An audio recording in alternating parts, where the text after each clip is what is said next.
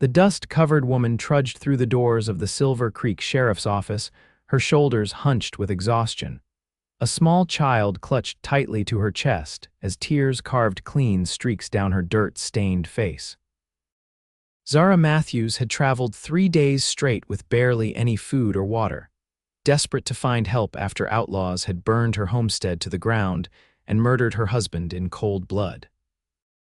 Her last hope rested in the law of this small Wyoming town, but as she poured out her tragic story, Sheriff Rodney Bolton's laughter cut through her words like a knife. "Madam, I don't have men to spare chasing after your so-called outlaws," Sheriff Bolton said, leaning back in his creaking wooden chair, a smug expression on his weathered face. "For all I know, you could be lying. Wouldn't be the first time a woman tried to use her tears to get something she wants." Zara's lips trembled as she held her 6-month-old daughter Emma closer. "Please, they took everything. My husband is dead. I have nowhere to go." The sheriff's deputy snickered from the corner, exchanging knowing glances with his boss. "Sounds like a tale from one of them penny dreadfuls, don't it, Sheriff?" Bolton nodded, his mustache twitching with amusement. "I suggest you try the church, lady. We ain't running a charity here." The bell above the door jingled, and all eyes turned to the tall figure that filled the doorframe. Weston Blackwood stepped into the sheriff's office, his spurs clinking against the wooden floor. The sunlight streaming through the windows glinted off the silver star pinned to his leather vest, the mark of a U.S. Marshal. "What seems to be the problem here?" His deep voice carried authority that immediately silenced the room. Sheriff Bolton straightened in his chair. "Nothing that concerns federal law, Marshal. Just a woman with a sad story and no proof." Weston's steel-blue eyes assessed the situation, the tearful woman, the infant in her arms, and the dismissive smirks of the local lawmen. His gaze lingered on the bruises on Zara's wrists and the desperation in her eyes. "I'll take her and the child, too," he said firmly. "And I'll look into her claims." The sheriff's smirk faded. "Now see here, Blackwood, that's Marshal Blackwood to you," Weston interrupted, his tone leaving no room for argument. "And I'd suggest you remember your duty next time a citizen comes seeking justice." Weston gently guided Zara toward the door, his large hand protective at the small of her back. "Come along, madam. Let's get you and your little one somewhere safe." As they stepped out into the harsh Wyoming sunlight of 1876, Zara looked up at the tall marshal, hope flickering in her eyes for the first time in days. She had no way of knowing that this moment would change both their lives forever. "Thank you," she whispered, her voice barely audible over the bustling sounds of Silver Creek's Main Street.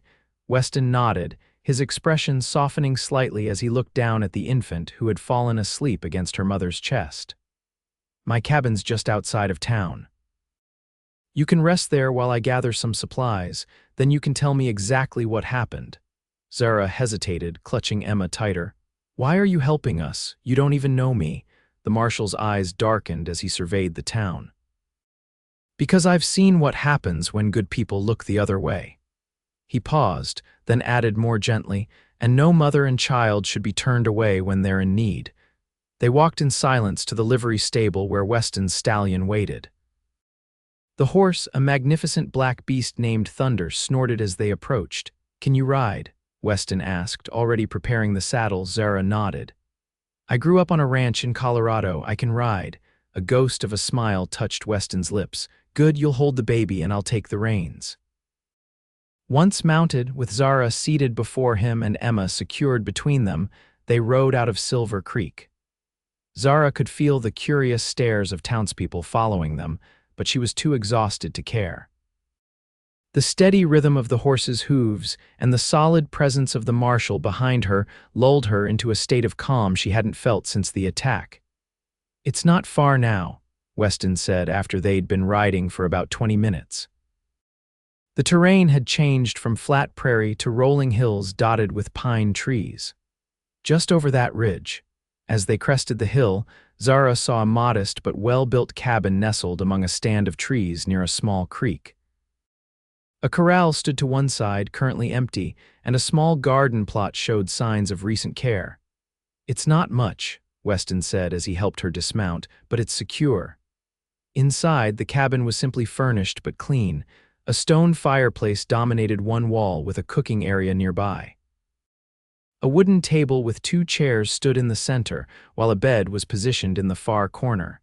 A bookshelf held an impressive collection of volumes, surprising Zara. "You can take the bed," Weston said, setting down her meager belongings. "I'll sleep by the fire." "I can't take your bed," Zara protested weakly. "You can and you will," he replied firmly but not unkindly. "You and your daughter need proper rest." He moved to the fireplace and began building a fire. "Once you're settled, I'll make some food. Then, if you're up to it, I'd like to hear your story." As the flames began to catch, casting a warm glow throughout the cabin, Zara felt tears threatening again. This time, however, they were tears of relief. For the first time since the attack, she felt safe. "Thank you, Marshal Blackwood," she said softly. He turned to look at her, his expression unreadable in the flickering light. "Weston, call me Weston," Zara nodded, a small smile touching her lips. "Zara, and this is Emma." For a moment, something passed between them, an understanding, perhaps, or simply human connection in a land where such things were rare and precious. Then Weston turned back to his task, and Zara laid Emma down on the bed, preparing to tell a stranger the story of how her world had been destroyed. The meal Weston prepared was simple but hearty: beans, bacon, and fresh biscuits that surprised Zara with their lightness. She ate ravenously, only then realizing how hungry she had been. Emma, awakened by the smells of cooking, accepted some softened biscuit and seemed content to be held by her mother as Zara began her tale. "We had a small homestead near Cripple Ridge, about 3 days' ride from here," she began, her voice steadier than she expected. "My husband William and I worked the land for 2 years. It wasn't easy, but we were making progress. Emma was born last winter and things were looking up." Weston listened silently, his gaze intense but not intrusive. "3 nights ago, a group of men rode onto our property, 6 of them. William thought they might be travelers needing water, so he went out to greet them." Zara's voice faltered. "They shot him without warning, right on our doorstep." Her hands trembled and she set down her fork. "I grabbed Emma and ran to the back room. They ransacked the house, took what little valuables we had, then set fire to the place. I escaped through the root cellar with Emma and hid in the woods until they left." "Did you recognize any of them?" Weston asked quietly. Zara shook her head. "It was dark and I was terrified, but—" She hesitated. "One of them had a distinctive voice, deep with a Texas drawl, and another wore a silver belt buckle shaped like a snake. I saw it catch the moonlight." Weston's eyes narrowed slightly. "Snake buckle, you say?" She nodded. "Do you know who they might be?" The marshal was silent for a moment, considering. "There are rumors of a gang operating in these parts, led by a man named Silas Vance. He and his boys have been terrorizing homesteaders throughout the territory, but they're careful they don't leave witnesses." "They didn't know I was there," Zara said softly. "They thought the house was empty except for William." Weston stood and moved to the window, peering out into the gathering darkness. "That's why you're still alive, and that's why you need to stay hidden." "What do you mean?" He turned back to her, his expression grave. "If Vance finds out there was a witness, he'll hunt you down. His gang doesn't operate randomly, they target specific homesteads for a reason. Usually land that someone powerful wants cleared." Fear clutched at Zara's heart again. "What should I do?" "Where can I go?" Weston's voice was firm. "You'll stay here for now. No one in town knows who you are or why you're here. This place is secluded enough that you won't be easily found." "But I can't impose. It's not an imposition," he interrupted. "It's my job to uphold the law, and that includes protecting witnesses." His expression softened slightly as he looked at Emma, who was beginning to doze in her mother's arms. "Besides, I'm often away on business. The cabin could use some life in it." That night, despite her exhaustion, Zara lay awake in Weston's bed, listening to his steady breathing from his bedroll near the fireplace. Emma slept peacefully beside her, one tiny hand clutching the rough woolen blanket. The events of the past few days swirled in her mind: the horror of William's death, the desperate flight through wilderness, the humiliation in the sheriff's office, and now the unexpected sanctuary offered by this stern but kind marshal. She wondered about Weston Blackwood. What had brought him to this remote territory? Why did he live alone in this isolated cabin? There was a sadness about him, she thought, a weight he carried that went beyond the burden of his badge. Eventually, exhaustion claimed her, and she fell into the first peaceful sleep she'd had since the attack. Morning brought the scent of coffee and the sound of low humming. Zara opened her eyes to see Weston moving quietly around the cabin, preparing breakfast. Emma was already awake, watching the tall man with curious eyes. "Good morning," Weston said when he noticed Zara was awake. "Hope I didn't disturb you." "No," she replied, sitting up. "We've imposed enough, let me help with breakfast." He shook his head. "You're still recovering, rest." "Food's almost ready."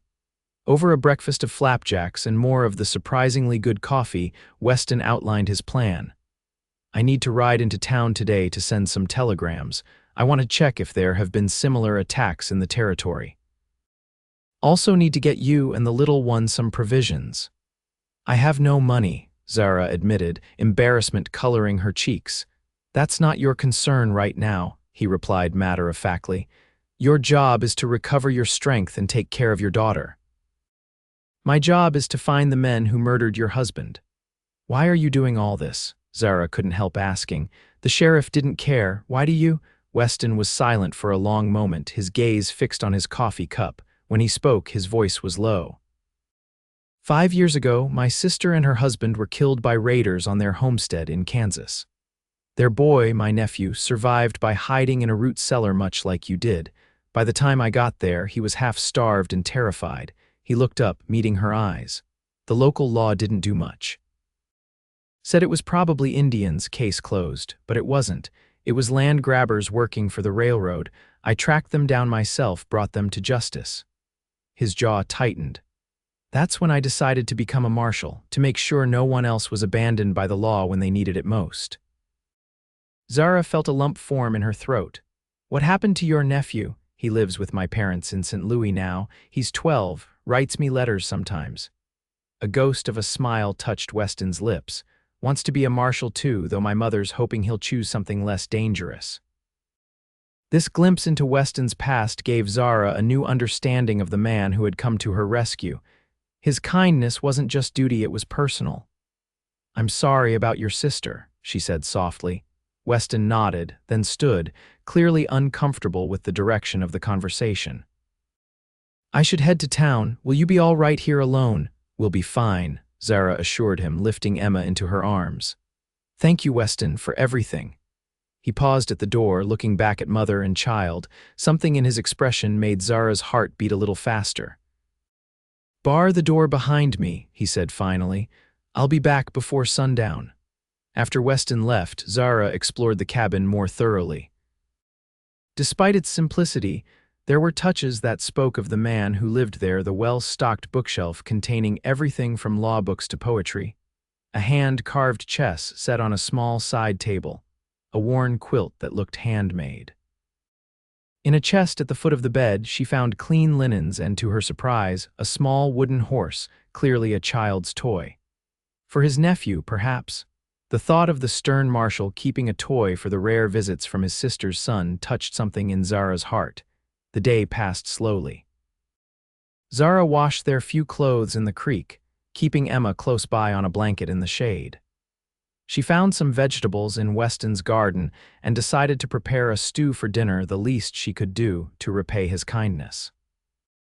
As the sun began its descent toward the horizon, Zara found herself watching the path from town with increasing anxiety. What if Weston didn't return? What if something had happened to him? What if someone in town had recognized her and word had reached Vance's gang? Just as her fears were reaching their peak, she heard the rhythmic hoofbeats of a horse approaching. Relief washed over her as Weston appeared, his horse laden with supplies. "You're back," she said, unable to keep the relief from her voice as she stepped out to greet him. Something in her tone made him look at her sharply. "Everything all right here?" She nodded quickly.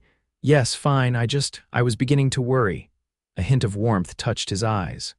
"Got held up at the telegraph office, but I brought supplies." He dismounted, unloading several packages. "Clothes for you and the little one, some food, other necessities." Zara's eyes widened at the generosity. "Weston, this is too much. I can't." "You can and you will," he interrupted, using the same firm tone he'd used about the sleeping arrangements. "Consider it an advance. Once we catch these men, there'll be a reward. You can repay me then if it bothers you." They carried the supplies inside, where the aroma of the stew Zara had prepared filled the small cabin. "You cooked," Weston said, sounding surprised. "It's the least I could do," Zara replied, suddenly uncertain. "I hope you don't mind that I used your vegetables." "Mind, I haven't had a home-cooked meal in months," he inhaled deeply. "Smells better than anything I've made, that's for certain." Over dinner, Weston shared what he'd learned in town. Sent telegrams to marshals in neighboring territories. There have been similar attacks, at least 3 that match the pattern. All homesteads, all relatively isolated, all recently established. "You think it's the same men?" Weston nodded grimly. "Description of one of the raiders matches Silver Snake Buckle. That's Ned Harker, one of Vance's known associates." "So what happens now?" Zara asked, trying to keep her voice steady. "Now we wait for responses to my telegrams. And—" He hesitated. "I need to ask you something difficult." Zara tensed. "What is it?" "Would you be willing to look at some wanted posters, see if you recognize any of the men from that night?" The thought of facing even images of her husband's killers made Zara's stomach clench, but she nodded firmly. "Yes, if it helps catch them, yes." Weston produced a stack of worn posters from his saddlebag. One by one, he laid them on the table. Zara examined each face carefully, willing herself to remember details from that terrible night. When he placed the 5th poster before her, Zara gasped. Him, he was there, the one with the scar across his cheek. Her hand trembled as she pointed to the rough sketch of a hard-faced man. He was the one who shot William. Weston's expression darkened. Silas Vance himself. He laid down another poster. "And this one?" Zara shook her head. "I don't recognize him." They continued through the stack. In total, Zara identified 3 of the men Vance, Harker with the snake buckle, and a 3rd man named Tom Leary. "You've done well," Weston said when they finished. "This confirms what I suspected. Vance doesn't usually do the dirty work himself. If he was there, this was important to someone."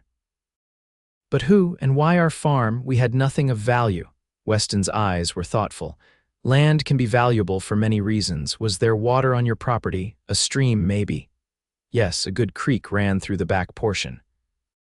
William said it was what made the land worth having, especially in that part of the territory where water can be scarce. "Water rights," Weston murmured. "Could be someone's trying to control the water in that region. It's happened before." The conversation was interrupted by Emma's fussing. Zara lifted her daughter, realizing it was past the baby's usual bedtime. "I should put her down for the night." Weston nodded, gathering the wanted posters. "You've been a great help, Zara. We're closer to finding them now." As Zara settled Emma for the night, she felt a strange mixture of emotions: fear at the thought of Vance and his men, grief for William, gratitude toward Weston, and something else she couldn't quite name. Something that fluttered in her chest when the marshal looked at her with those intense blue eyes. It was inappropriate, she told herself firmly. Her husband had been dead less than a week, and Weston was only helping her out of duty and his own sense of justice. Once this was over, she and Emma would need to find their own way. But as she drifted to sleep that night, with Weston again on his bedroll by the fire, she couldn't help wondering what it would be like to have a permanent place of safety, a home with a man like Marshal Weston Blackwood. The next few days fell into a surprisingly comfortable routine. Weston spent mornings checking the perimeter of his property and tending to his horse. Zara looked after Emma and took care of the cabin, cooking meals and washing clothes. In the afternoons, Weston rode into town to check for telegraph responses, while Zara continued to recover her strength. On the 4th day, Weston returned from town earlier than usual, his expression grim. "What is it?" Zara asked, immediately sensing something was wrong.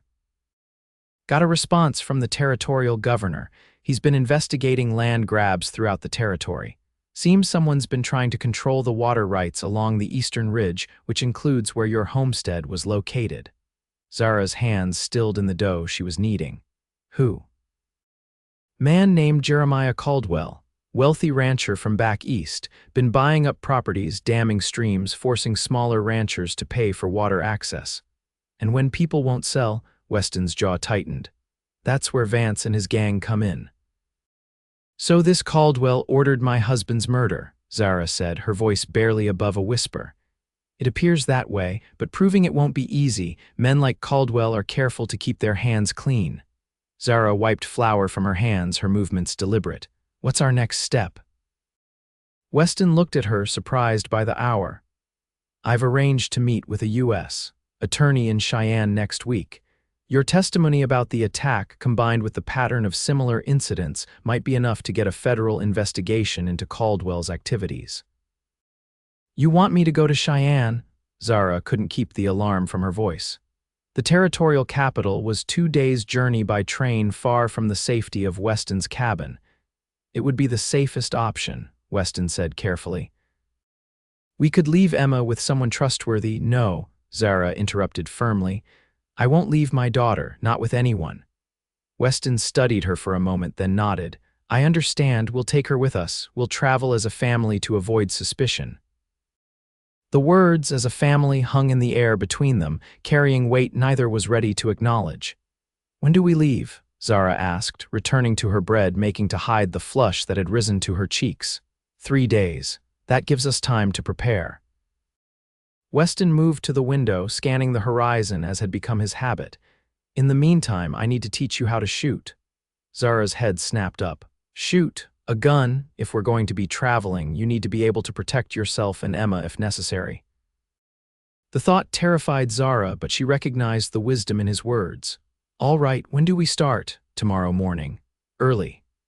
That evening, after Emma had been put to bed, Zara and Weston sat at the table planning their journey. The domesticity of the scene struck Zara, how quickly they had fallen into this partnership, how natural it felt to be making plans together. We'll need to create a convincing story, Weston was saying. If anyone asks, we're a married couple traveling to visit family in Cheyenne. Zara nodded, trying to ignore the way her heart quickened at the word married. What about names? Should we use different ones? Probably safer. I'll be William Taylor, you'll be Sarah, Zara suggested softly. Sarah Taylor. Weston's eyes met hers across the table. And Emma becomes our daughter. Yes, Zara whispered, unable to look away from his intense gaze. The air between them seemed to thicken. Weston cleared his throat and stood abruptly. We should get some rest. Tomorrow will be a long day. Zara nodded, both relieved and disappointed by the broken moment. As she prepared for bed, she chided herself for her foolish feelings. Weston was risking his life to help her find justice. The last thing he needed was a widow with a baby developing romantic notions about him. Yet when she closed her eyes that night, it was Weston's face she saw, not stern and duty-bound as he often appeared, but as he had looked across the table, his eyes softening as they spoke of becoming a family, even if only pretend. Dawn broke clear and cool the next morning. After a quick breakfast, Weston led Zara to a small clearing behind the cabin, Emma bundled in a sling across Zara's chest. In his hands, Weston carried a revolver smaller than his own sidearm, but still intimidating to Zara. This is a Colt pocket model, he explained, holding it out for her to see. Smaller than what I carry, easier to handle for someone of your build. Zara eyed the weapon warily. I've never fired a gun before. William did all the hunting. It's not difficult, but it takes practice to be accurate, Weston said patiently. First, let's talk about safety. He spent the next hour teaching Zara how to load, aim, and fire the revolver. His instructions were clear and thorough, his manner serious but encouraging. When it came time for Zara to actually fire the weapon, he positioned himself behind her, adjusting her stance and grip. Keep both eyes open, he murmured, his breath warm against her ear. Aim at that can on the stump, squeeze the trigger slowly, don't jerk it. Zara was acutely aware of his proximity, of his strong hands guiding hers, of the solid warmth of his chest against her back. She forced herself to concentrate on the target. The gun's report was louder than she expected, the recoil sending a shock through her arms despite Weston's warning. The can remained untouched on the stump. I missed, she said, disappointed. Everyone misses their first shot, Weston reassured her. Try again. By the end of the morning, Zara had managed to hit the target 3 times out of 12 attempts. Not impressive, but enough to give her a measure of confidence. You're a quick learner, Weston said as they walked back to the cabin. We'll practice again tomorrow. Thank you, Zara said sincerely. For your patience, he shrugged. You need to be able to protect yourself. I won't always be. He trailed off, leaving the thought unfinished. Won't always be what? Zara wondered, around, available, interested in helping a widow and her child. The unspoken ending to his sentence nagged at her throughout the day. That afternoon, while Emma napped, Zara decided to face a task she'd been avoiding, sorting through the few possessions she'd managed to salvage from the homestead. Most were practical items thrown hastily into a sack as she fled: a change of clothes, Emma's blanket, a few utensils. But at the bottom of the bag lay William's pocket watch and their wedding photograph. Zara traced her husband's face in the faded image. They had been so full of hope on that day 3 years ago. William had been kind and hardworking, determined to build a good life for them. She had loved him in her way, though their marriage had been more practical than passionate. Now he was gone, and she was left to forge a new path for herself and their daughter. She was so absorbed in her memories that she didn't hear Weston enter the cabin. When he spoke, she startled. "I'm sorry," he said quickly. "I didn't mean to frighten you." "It's all right," Zara replied, hastily wiping away a tear. "I was just remembering." Weston's eyes fell on the photograph. "Your husband," Zara nodded. "William, on our wedding day." Weston moved closer, studying the image. "He looks like a good man." "He was," Zara said softly. "He didn't deserve what happened to him." "No one does," Weston agreed, his voice equally soft. After a moment he added, "We'll find justice for him, Zara, I promise you that." Their eyes met, and Zara saw in Weston's gaze not just determination, but also compassion, understanding, and something more, something that made her breath catch. The moment was broken by Emma's waking cry. Zara quickly tucked the photograph away and went to tend to her daughter, her heart beating a little faster than before. The next 2 days passed in a flurry of preparation for their journey. Weston continued Zara's shooting lessons each morning, and she improved steadily under his tutelage. By the final day, she could hit the target consistently at a moderate distance. "You're ready," Weston declared after her last practice session. "Let's hope you never need to use it, but if you do, you can protect yourself and Emma." The thought sobered Zara. "Do you really think we'll be in danger in Cheyenne?" Weston considered his answer carefully. "I think Caldwell has far-reaching influence. If he discovers we're building a case against him, he might take action, but we'll be careful. The U.S. Attorney's Office will provide protection during our stay." That evening, as they packed the last of their supplies, the reality of their impending journey settled over Zara. Tomorrow, they would leave the safety of this cabin that had become a sanctuary. They would travel openly, pretending to be a family, risking discovery by Vance or his men. "Are you all right?" Weston asked, noticing her silence as she folded Emma's clean clothes. "Just nervous about tomorrow," Zara admitted. "What if someone recognizes me?" "What if no one will recognize you?" Weston assured her. "You'll be wearing new clothes, your hair styled differently, and no one expects to see a widow traveling with her husband and child." Husband. The word sent a shiver through Zara. For the journey, she would have to act as Weston's wife, hold his arm, perhaps share meals with him, stay in the same hotel room. "Zara," Weston's voice brought her back to the present. "If you're not comfortable with this plan, we can find another way." "No," she said quickly. "No, your plan makes sense. It's been a lot to process. These past 10 days have changed everything." Weston nodded, understanding in his eyes. "Life can change in an instant. I learned that when my sister died." "How do you bear it?" Zara asked softly. "The loss, the change."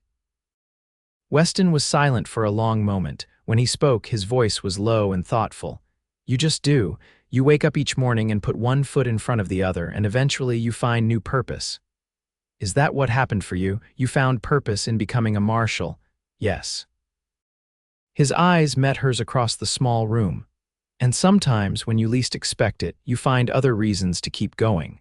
The weight of his gaze made Zara's heart flutter.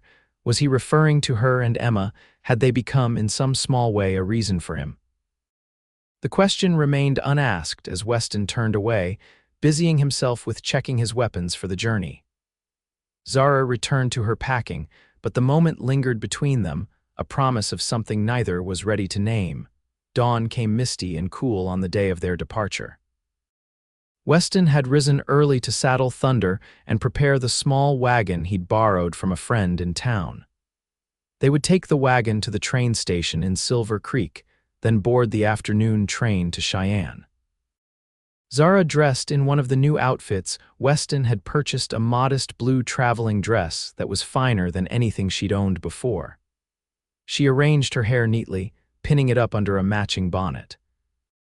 Looking in the small mirror, she barely recognized herself. Gone was the desperate, dust-covered woman who had stumbled into the sheriff's office less than 2 weeks ago.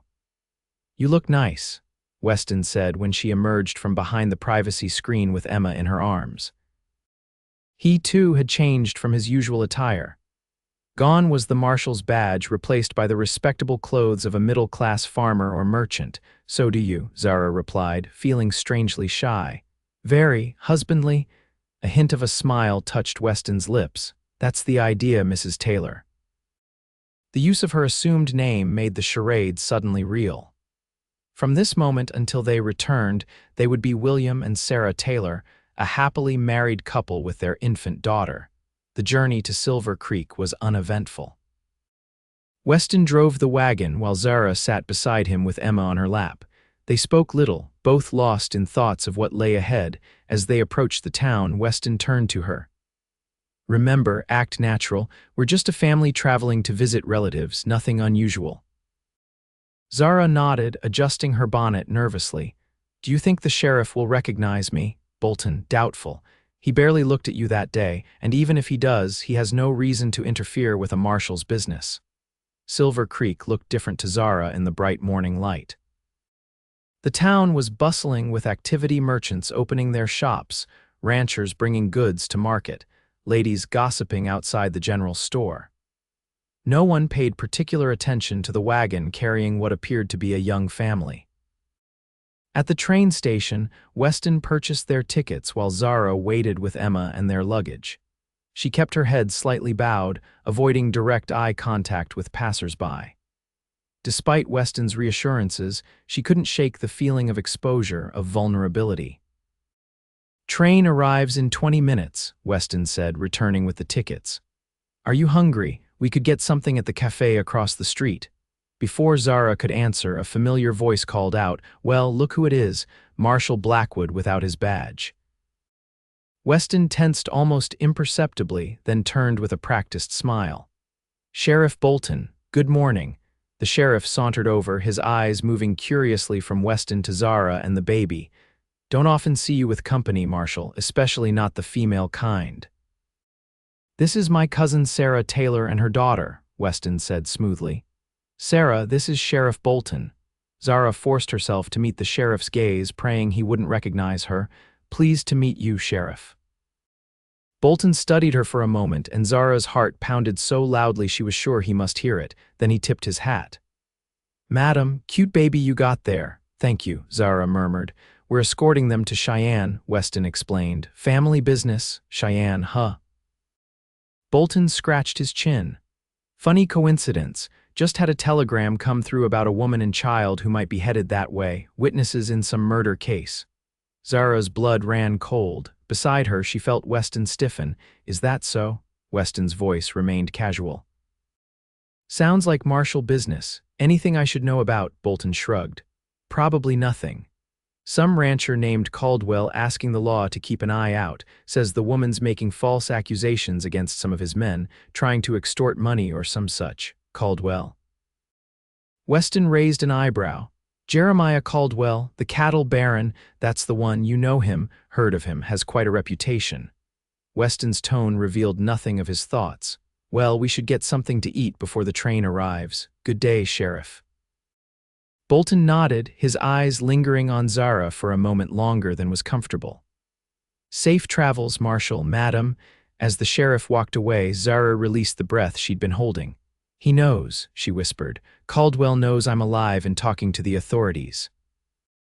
Keep calm, Weston murmured, placing a steadying hand on her elbow. Bolton didn't recognize you, and we're leaving town in 20 minutes. But if Caldwell has sent telegrams to law enforcement throughout the territory, then we'll be extra careful in Cheyenne, Weston interrupted firmly. This doesn't change our plan. It just means Caldwell is worried, which confirms we're on the right track. His confidence helped ease Zara's panic, but a kernel of fear remained lodged in her chest as they made their way to the cafe. Caldwell was powerful enough to send telegrams to sheriffs across Wyoming territory. How far would he go to silence a witness? The train journey to Cheyenne passed in tense silence. Zara sat by the window, Emma sleeping in her arms, while Weston took the aisle seat, his body positioned protectively between his charges and the other passengers. Every time someone walked down the aisle or glanced their way, Zara felt a flutter of anxiety.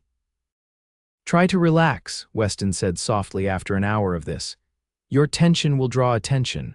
Zara nodded, making a conscious effort to loosen her rigid posture. I'm sorry, I can't help thinking about what the sheriff said. I know. Weston's voice was gentle. But remember, right now you're Sarah Taylor, traveling with your husband. There's no reason for anyone to connect you with Zara Matthews. To maintain their cover, Weston occasionally engaged in small talk with nearby passengers, playing the role of the proud husband and father. He spoke of their fictional farm near Silver Creek, of their plans to visit Sarah's ailing mother in Cheyenne. Zara marveled at how easily the lies flowed from him, how convincingly he portrayed a simple farmer with no connection to law enforcement. As the train rolled through the Wyoming landscape, Zara found herself studying Weston's profile when he wasn't looking. The strong line of his jaw, the slight crinkles at the corners of his eyes that hinted at a smile rarely seen, the careful way he scanned each new passenger who entered their car. She wondered what it would be like to truly be married to such a man, to have his protection and partnership not just for this journey but for life. The thought startled her with its intensity. Was she really developing feelings for Weston after knowing him such a short time? Or was it merely gratitude and the intimacy forced upon them by circumstances? When Emma awoke hungry and fussy, Weston surprised Zara by offering to hold the baby while she prepared a bottle. His large hands looked almost comical cradling the tiny infant, but there was nothing awkward about the way he soothed Emma, speaking to her in low, gentle tones. You're good with her, Zara commented when she returned with the bottle. A shadow passed over Weston's features. My sister's boy was just a baby when I first started visiting regularly. I learned out of necessity. He handed Emma back to Zara, their fingers brushing in the exchange. The brief contact sent a warmth through Zara that had nothing to do with the crowded train car. Thank you, she said softly, meaning more than just his help with Emma. Weston's eyes met hers, and for a moment the pretense of their relationship felt less like a charade and more like a possibility. Then he looked away, returning his attention to the other passengers, the marshal never fully off duty, even without his badge. The train pulled into Cheyenne as dusk was falling. The territorial capital was larger and more imposing than Silver Creek, with brick buildings, gaslit streets, and a bustle of activity despite the late hour. We'll go directly to the hotel, Weston said as they gathered their belongings. I've arranged for a room at the Cheyenne house. It's reputable but not so fancy as to draw attention. A carriage took them from the station to the hotel, a 3-story brick building with modest but clean furnishings. Weston checked them in as Mr. and Mrs. Taylor, and they were shown to a room on the 2nd floor. The room contained a large bed, a small crib that had been provided at Weston's request, a washstand, and a sitting area with 2 chairs. The reality of their situation struck Zara anew as the door closed behind the bellboy. I'll sleep in the chair, Weston said immediately, reading her discomfort. You and Emma take the bed. You can't sleep in a chair for several nights, Zara protested. You need proper rest. I've slept in worse conditions. His tone brooked no argument. Tomorrow morning I'll meet with the U.S. attorney while you stay here with Emma. The fewer people who see you, the better." As they prepared for the night, moving around each other in the confined space of the hotel room, Zara was acutely aware of the domestic intimacy of their situation. This was how married couples lived, sharing rooms, discussing plans, caring for children together. After settling Emma in the crib, Zara changed into her nightgown behind a screen while Weston politely busied himself with checking the locks on the windows and door. When she emerged, he had removed only his jacket and boots, intending to sleep partially clothed in the chair. "Good night, Weston," Zara said as she slipped into the bed. "Good night," he replied, extinguishing the lamp. In the darkness, Zara listened to Weston's breathing, imagining him uncomfortably folded into the small chair across the room. Despite her exhaustion, sleep eluded her. The events of the day, the sheriff's revelation about Caldwell's telegram, the tense train journey, the strange intimacy of their current arrangement all swirled in her mind. "Weston," she whispered after a long silence, "are you awake?" "Yes," came his immediate response, confirming her suspicion that he too was finding sleep elusive. "I'm afraid," she admitted, her voice small in the darkness. "Not just of Caldwell and his men, but of what comes after. I have no home, no money, no family except Emma. What will become of us when this is over?" There was a long pause before Weston answered. "You don't need to worry about that now. First, we focus on getting justice for your husband, then we'll figure out the rest. We," the word hung in the air between them. "I won't abandon you, Zara." His voice was low but firm. "Whatever happens, you and Emma won't be left to fend for yourselves." The promise warmed Zara more than the blankets covering her. "Thank you," she whispered. No more words were exchanged, but Zara fell asleep feeling less alone than she had since the night her world had been shattered. Morning brought a knock on their door just after dawn.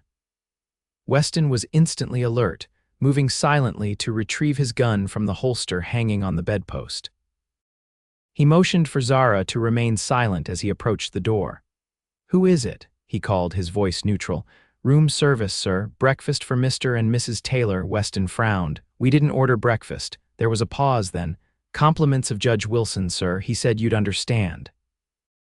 Weston relaxed slightly, though he kept his gun ready as he opened the door a crack.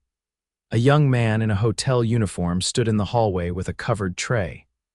Behind him, a distinguished older gentleman with silver hair and a neat beard waited with his hands clasped behind his back. "Morning, Blackwood," the older man said quietly.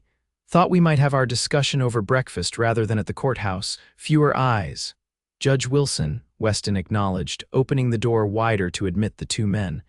"I wasn't expecting you until later." "Plans change," Wilson replied, entering the room and nodding politely to Zara, who had pulled the blankets up to maintain her modesty. "Mrs. Matthews, I presume? I'm Federal Judge Samuel Wilson. This is my clerk, Thomas. He's also my nephew and completely trustworthy."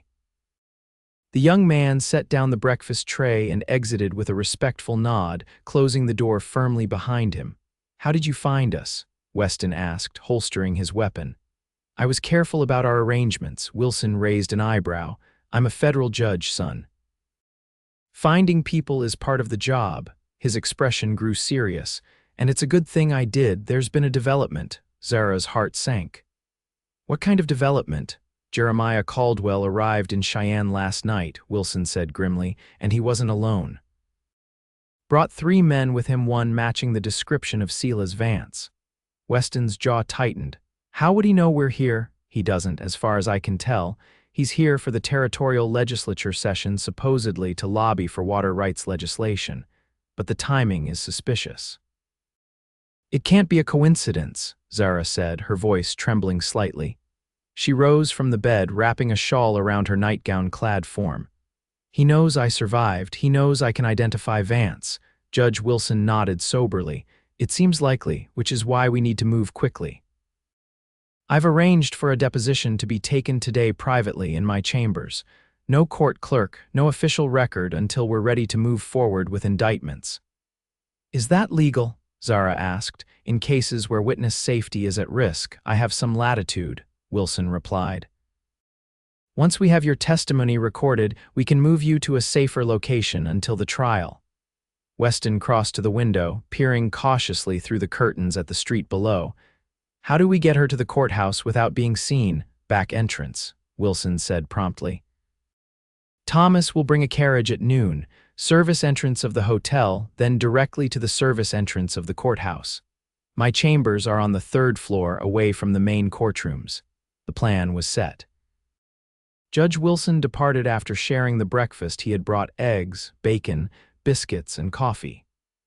Despite the gravity of their situation, Zara found herself hungry, and even Emma seemed to enjoy the small bits of softened biscuit Zara fed her. "The judge seems trustworthy," Zara commented as they prepared for the day ahead. Weston nodded. "Sam Wilson is one of the few men in the territorial justice system I'd trust with my life or yours. If anyone can build a case against Caldwell, it's him." At noon precisely, Thomas arrived with the carriage as planned. Zara, dressed simply but respectably, held Emma close as Weston escorted them through the hotel's kitchen and out the service door. No one paid them any particular attention, just another family taking an unusual exit from the hotel. The courthouse was an imposing stone building in the center of Cheyenne. Thomas drove the carriage around to a small, unmarked door at the rear, where Judge Wilson himself was waiting to usher them inside. "Quickly now," the judge murmured, leading them up a narrow staircase rarely used by the public.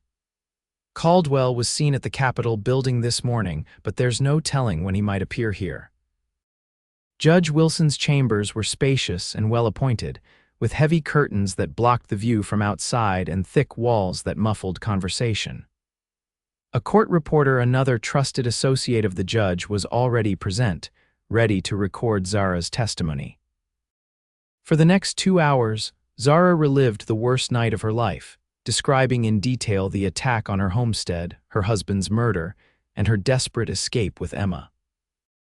She identified the men she had recognized, explained the layout of her property, and described the creek that ran through the land, the water rights that had likely cost William his life. Throughout her testimony, Weston remained by her side, a solid, reassuring presence. When her voice faltered or tears threatened, his hand would find hers, offering silent support. Judge Wilson's questions were thorough but gentle, mindful of the trauma Zara had experienced. "You've been very brave, Mrs. Matthews," the judge said when they had finished. "Your testimony, combined with the evidence we've gathered from other similar incidents, gives us grounds to pursue indictments against Vance, his men, and potentially Caldwell himself." "What happens now?" Zara asked, exhausted from the emotional ordeal of reliving her trauma. "Now we keep you safe until the grand jury convenes," Wilson replied, "which brings me to my next point." He exchanged a glance with Weston. "Marshal Blackwood and I have discussed options, and we believe the safest place for you and your daughter would be outside the territory entirely." Zara looked between the two men, confusion evident on her face. "Outside the territory? Where?" "My sister lives in Denver," Weston explained. "She runs a boarding house for respectable women. You and Emma would be welcome there while the legal proceedings unfold." Denver.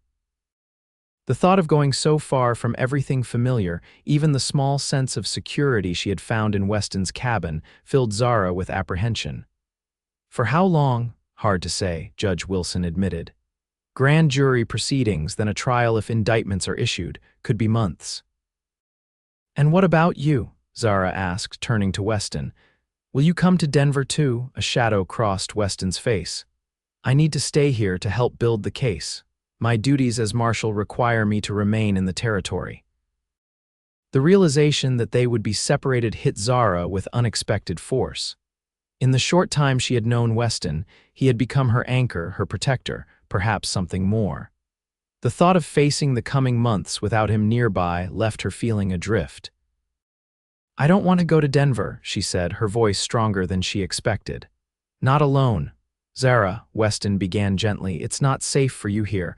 Caldwell has too much influence, too many men willing to do his bidding." "Then come with us," she urged. "Surely the Marshal Service can spare you for a time." Weston shook his head regretfully. My testimony will be crucial to the case. I need to work with Judge Wilson, interview other witnesses, gather more evidence against Caldwell. Judge Wilson cleared his throat. Perhaps we're getting ahead of ourselves. The train to Denver doesn't leave until tomorrow morning. For tonight, you'll stay at my home. It's well guarded and no one would think to look for you there. As they prepared to leave the courthouse by the same discreet route they had entered, Zara's mind raced. The thought of being sent away to Denver, separated from Weston just as her feelings for him were crystallizing, filled her with dread. Yet she understood the logic of their plan. Emma's safety had to come first, and remaining in Wyoming while Caldwell and Vance were at large put them both at risk. The judge's home was a handsome two-story house on the outskirts of Cheyenne, surrounded by a well-maintained garden and a high wall. His wife, a kind-faced woman named Margaret, welcomed them warmly, showing particular interest in Emma.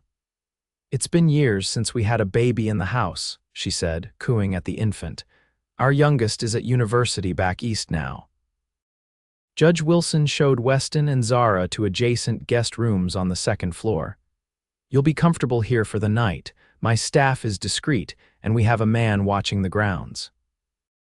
After a quiet dinner with the judge and his wife, Zara retired to her room with Emma, who had been unusually fussy throughout the evening. Whether the baby was sensing her mother's anxiety or simply tired from the day's events, Zara couldn't tell. As she paced the floor with Emma in her arms, trying to soothe the crying child, a soft knock sounded at her door. "Is everything all right?"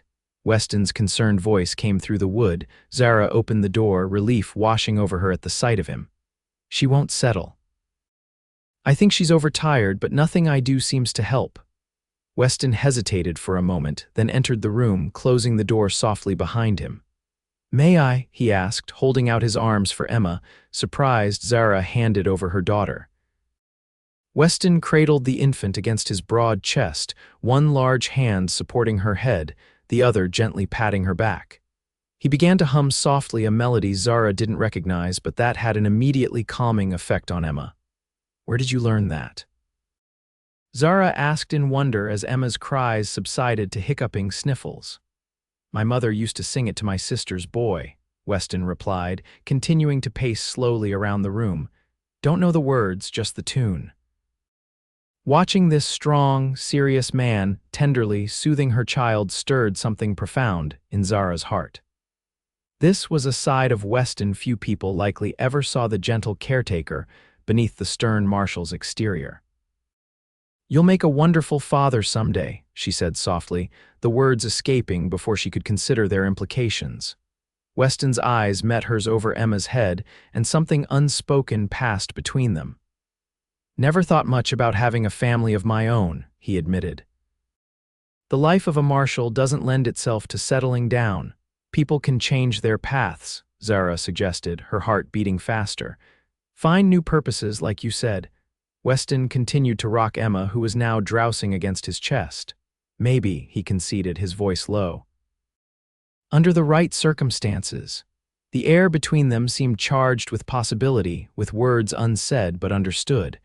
Zara took a step closer, drawn by something she couldn't name but felt with every fiber of her being. "Weston," a sharp knock at the bedroom door interrupted her. Judge Wilson's voice came urgently from the hallway. "Blackwood, Mrs. Matthews, we have a situation." Weston immediately passed the now sleeping Emma back to Zara and moved to the door, opening it to reveal the judge's tense expression. "One of my men spotted riders approaching the property," Wilson said in a low voice. "4 men moving cautiously like they don't want to be seen."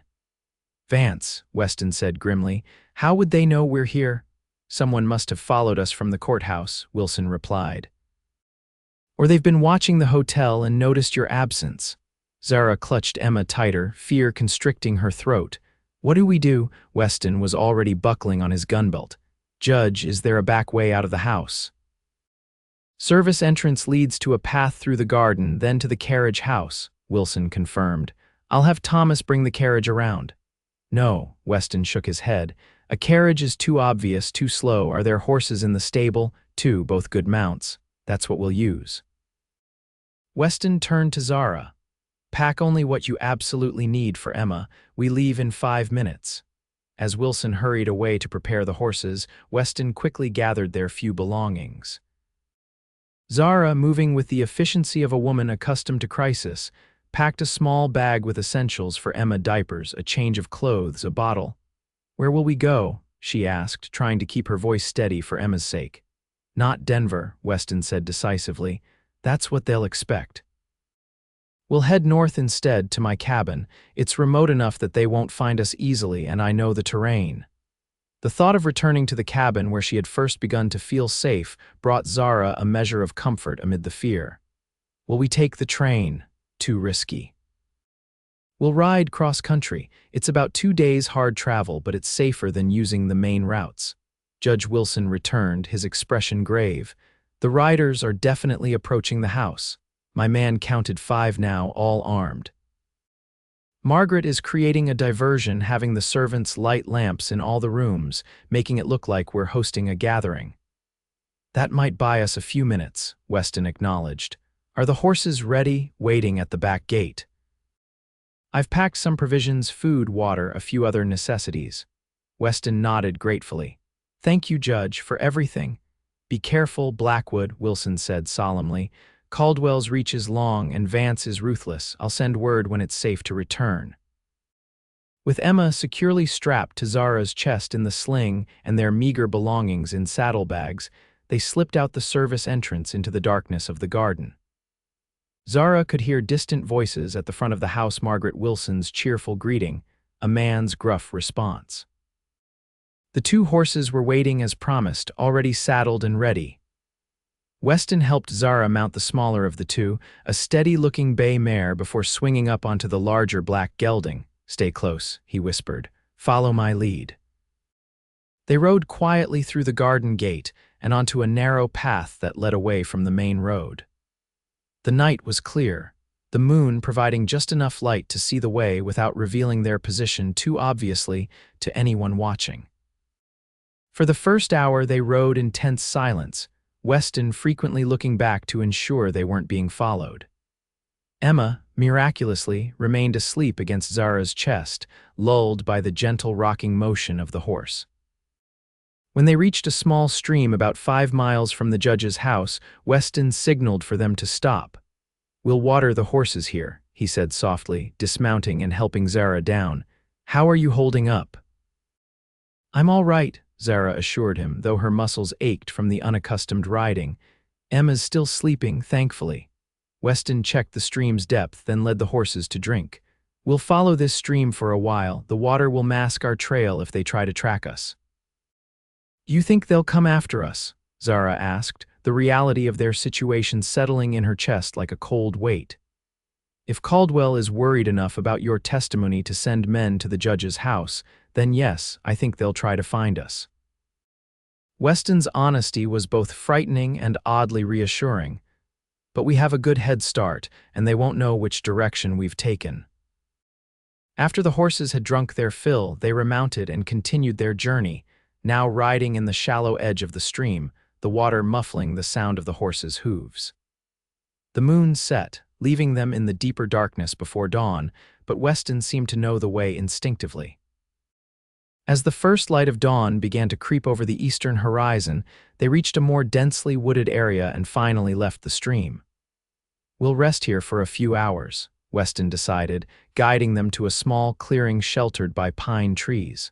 "The horses need a break, and so do you and Emma." They dismounted, and Weston quickly established a small camp, not risking a fire, but spreading blankets provided by Judge Wilson on a patch of soft grass. Zara gratefully sank onto one, Emma still secured against her chest.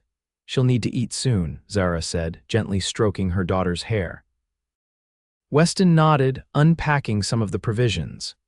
"There's fresh milk in a container here and some bread and cheese. Not much of a breakfast, but it will keep us going." As they shared the simple meal, the events of the past 24 hours caught up with Zara. Tears welled in her eyes, spilling over before she could stop them.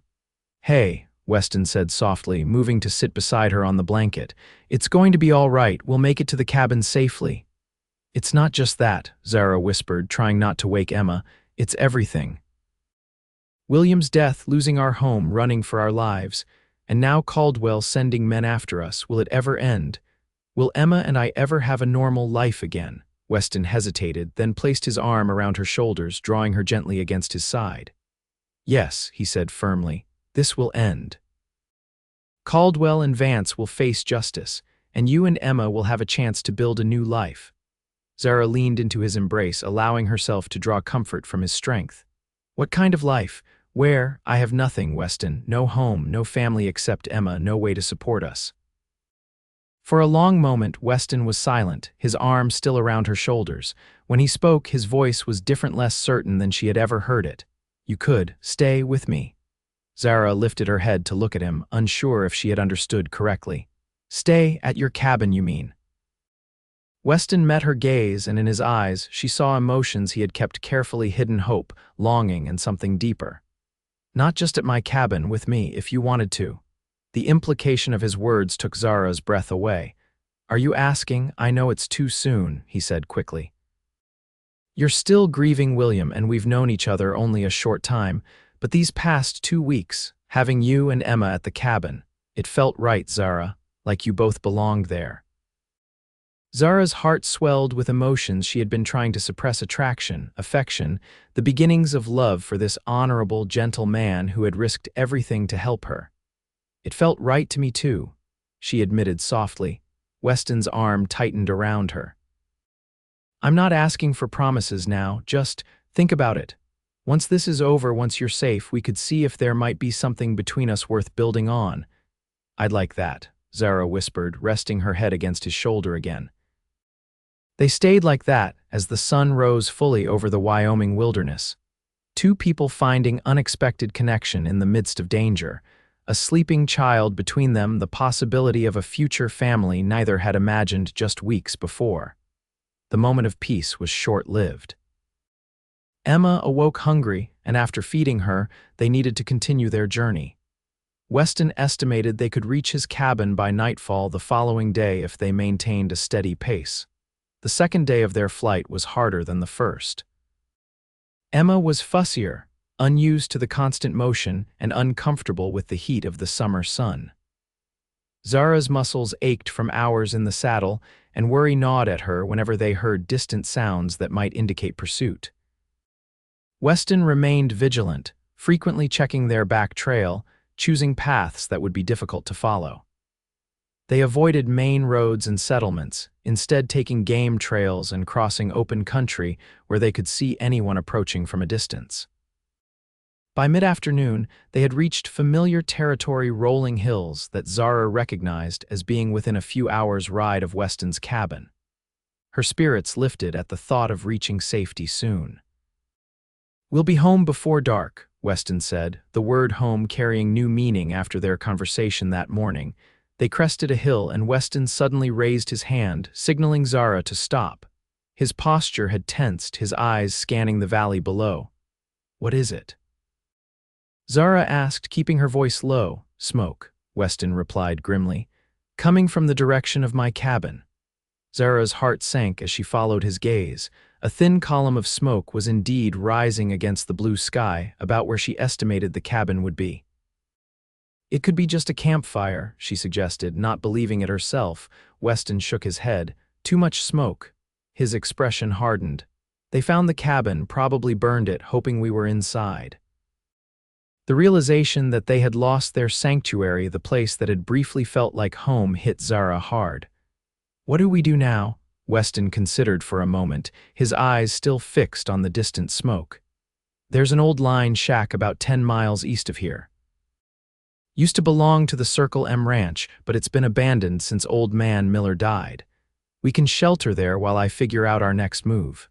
They altered course, heading east across increasingly rugged terrain. The line shack, when they finally reached it as dusk was falling, was little more than a one-room structure with a sagging roof and boarded windows. But it was shelter, and it appeared untouched, with no sign that anyone had visited recently. It's not much, Weston apologized as he forced open the door, which had swollen in its frame, but it's better than sleeping outside with Emma. Inside, the shack was dusty but relatively intact. A simple cot stood against one wall, a small cast iron stove against another. A rough wooden table and single chair completed the meager furnishings. Weston quickly cleared out the worst of the dust and debris, then made the cot as comfortable as possible with their blankets. "You and Emma take the cot, I'll keep watch." Zara was too exhausted to argue. After feeding Emma and changing her, she lay down on the narrow cot, the baby nestled beside her. Despite her fatigue, sleep eluded her as she watched Weston secure the shack, checking the single window, barring the door, positioning himself where he could see both potential entry points. "You need to rest too," she said softly. Weston glanced over at her, his expression softening slightly. "I will, later." "What happens tomorrow?" Zara asked, the question that had been weighing on her mind since they'd seen the smoke from the cabin. Weston sighed, running a hand through his hair. "We need to get word to Judge Wilson about what's happened. Let him know we're alive, but that Caldwell's men found the cabin." "How? We can't go back to Cheyenne. There's a telegraph office in Bitter Creek, about 15 miles from here. I could send a message from there." "And then what?" Weston was silent for a long moment. "Then we need to find somewhere safe for you and Emma to stay until the indictments are issued. Somewhere Caldwell and his men won't think to look." Fear clutched at Zara's heart again. "You're still thinking of sending us away, to Denver?" "It might be the safest option," Weston said reluctantly. "No." Zara's voice was stronger than she expected. "I won't be separated from you, Weston, not now. If we're going somewhere, we go together." The intensity of her declaration hung in the air between them. Weston studied her face in the dim light filtering through the cracks in the walls. "Together," he repeated softly, as if testing the word. "You're sure?" "More sure than I've been about anything since this nightmare began," Zara affirmed. "You asked me to think about staying with you once this is over. Well, I've thought about it, and I don't want to wait until it's over. Whatever comes next, I want us to face it together." Weston moved from his position by the door, crossing to kneel beside the cot. His eyes, usually so controlled, revealed the depth of his emotions as he reached out to touch Zara's cheek. "I've spent most of my adult life alone," he said quietly. "Convinced myself it was better that way, safer. Then you walked into that sheriff's office and something changed. I don't know if it was you or Emma or just time for a change, but I know I don't want to go back to the way things were before."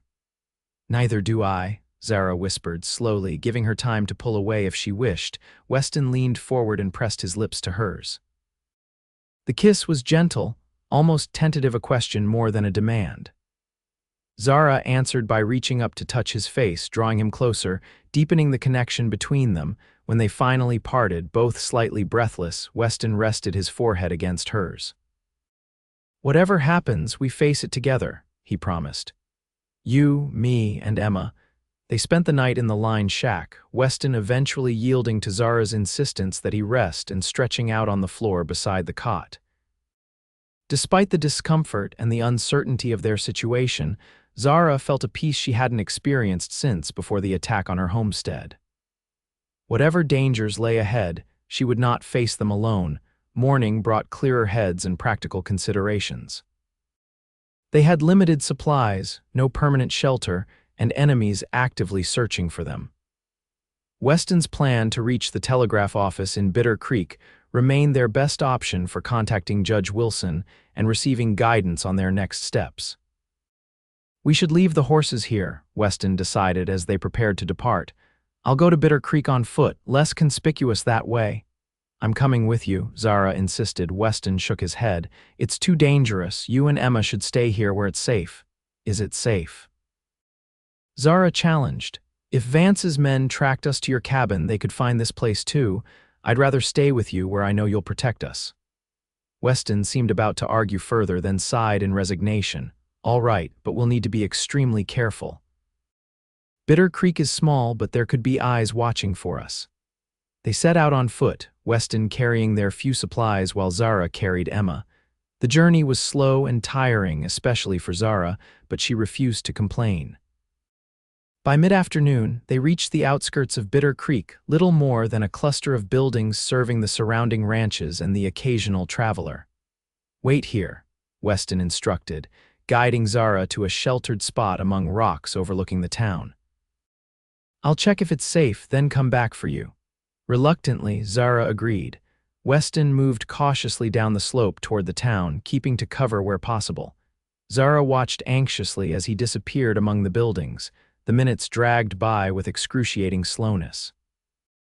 Emma, sensing her mother's tension, began to fuss. Zara soothed her as best she could, her eyes never leaving the spot where Weston had vanished from view. When he finally reappeared, moving quickly back up the slope toward their hiding place, Zara's relief was palpable. But as he drew closer, she could see the grim set of his mouth, the tension in his shoulders. "What's wrong?" she asked as soon as he reached her. "Vance's men," Weston said tersely. "Two of them at the saloon, asking questions about a man and woman with a baby." Fear clutched at Zara's heart. "Did anyone recognize you?" "Don't think so. I kept my hat low, didn't go near the saloon." Weston glanced back toward the town, "But I couldn't risk the telegraph office, too exposed." "So we can't contact Judge Wilson," Zara concluded, disappointment evident in her voice. "Not from here." Weston helped her to her feet. "We need to move. If Vance's men are here, it means they're searching every settlement in the area." "Where will we go?" Weston's expression was resolute. "I have a friend Daniel running elk. He lives on the Shoshone Reservation about 30 miles north of here. He served as a scout for the Army when I was first assigned to this territory. If anyone can help us disappear, it's him." The journey to the reservation was arduous. They retrieved the horses from the line shack, but had to travel carefully, avoiding main trails and keeping to cover where possible. Emma's patience with the constant movement was wearing thin, and Zara was exhausted from the strain of caring for her under such difficult conditions. By the time they reached the boundaries of the Shoshone Reservation on the third day, all three travelers were at the limits of their endurance. Weston, ever vigilant, had insisted on continuing even after darkness fell, guided by the stars and his intimate knowledge of the territory. "We're close now," he assured Zara as they crested a ridge overlooking a valley where a few scattered dwellings could be seen in the moonlight. "Daniel's place is near the creek at the far end." The reception they received was not what Zara had expected. As they approached the modest cabin Weston had indicated, the door opened before they had even dismounted, and a tall, broad-shouldered man with long black hair emerged, a rifle held casually but unmistakably ready. "You bring trouble to my door, Blackwood," the man said, his voice deep and resonant in the night air. "Hello to you too, Daniel," Weston replied, dismounting and helping Zara down from her horse. "And yes, I'm afraid I have." Daniel running elk's stern expression didn't change, but he lowered the rifle slightly. "The woman and child, witnesses to a murder, Jeremiah Caldwell's men are hunting them." Daniel's eyes narrowed at the mention of Caldwell. "The cattle baron who tries to steal our water rights, the same." A slight smile touched Daniel's lips. "Then you are welcome here." He stepped aside, gesturing toward the open door of his cabin. "Come, your horses will be cared for." Inside, the cabin was simple but comfortable, lit by oil lamps that cast a warm glow over the wooden furniture. A woman rose from beside the fireplace, Daniel's wife, Sarah. A small, serene-faced woman who immediately took charge of getting the exhausted travelers fed and settled. While Zara gratefully accepted a bowl of stew and a place for Emma to lie down, Weston explained their situation to Daniel in low tones by the fire. The Shoshone man listened without interruption, his dark eyes occasionally flickering to Zara and the baby. "Caldwell has no authority here," Daniel said when Weston had finished. "This is reservation land. His men cannot come here without permission from the Indian agent, and Agent Parker is not a man who can be bribed." "That's why I came to you," Weston acknowledged. "But I need to get word to Judge Wilson in Cheyenne. He needs to know we're alive and that Caldwell's men burned my cabin." "I will send a message," Daniel offered. "My nephew works for the Indian agent. He can take a letter to the telegraph office in Riverton without raising suspicion." Zara, listening to this exchange, felt the tight knot of anxiety in her chest begin to loosen. For the first time in days, they had found a safe haven, however temporary. Sarah, noticing Zara's exhaustion, showed her to a small back room where a pallet had been prepared. "You and the little one sleep here," she said kindly. "No one will disturb you." Gratefully, Zara settled Emma on the soft blankets and lay down beside her. Through the partially open door, she could still hear the men's voices, now joined by Sarah's as they continued to discuss plans and possibilities. Despite her fatigue, Zara found herself fighting sleep, unwilling to miss any decisions about her and Emma's future. But the warmth of the cabin, the soft breathing of her daughter beside her, and the reassuring murmur of voices eventually lulled her into a deep, dreamless slumber. When Zara awoke, sunlight was streaming through the small window of the room. Emma was no longer beside her, and for a moment, panic seized her. Then she heard her daughter's distinctive laugh from the main room of the cabin. Quickly tidying herself, Zara emerged to find Emma sitting on Sarah's lap while Daniel's wife sang a soft Shoshone lullaby. Weston and Daniel were nowhere to be seen. "Good morning," Sarah greeted her. "Your little one has been keeping me company while you rested." "Thank you," Zara said sincerely, taking in the peaceful domestic scene. "Where are the men?" "Daniel took your marshal to meet with Agent Parker. They hope to arrange safe passage for a messenger to Cheyenne." Relief washed over Zara. "So we have a plan," Sarah nodded, bouncing Emma gently on her knee. "Daniel says you will stay with us until it is safe to return. The reservation is the one place Caldwell's men cannot easily reach." The thought of remaining in this peaceful place, away from the immediate danger that had dogged them for days, was enormously appealing to Zara. Yet she couldn't help wondering how long they would need to stay and what would happen once Judge Wilson received word of their situation. Emma, clearly content in Sarah's capable hands, gurgled happily as the Shoshone woman continued her song. Watching them, Zara was struck by how naturally her daughter had adapted to their changing circumstances, accepting new faces, new surroundings, with the resilience of the very young. "You have a beautiful child," Sarah commented, smiling down at Emma. "She has a strong spirit." "Like her mother," came Weston's voice from the doorway. Zara turned to see him entering the cabin, followed by Daniel and another man younger, dressed in the uniform of a government employee. "This is Thomas Parker, the Indian agent's son," Daniel introduced the newcomer. "He has agreed to carry your message to Cheyenne." Weston crossed to Zara's side, his hand coming to rest lightly on her shoulder, a gesture of both reassurance and something more intimate that did not go unnoticed by their hosts. "I've written to Judge Wilson explaining our situation," he told her. "Thomas will deliver it directly to him, bypassing the telegraph entirely. It's safer that way, no record that could be intercepted." "When will you leave?" Zara asked Thomas. "First light tomorrow," the young man replied.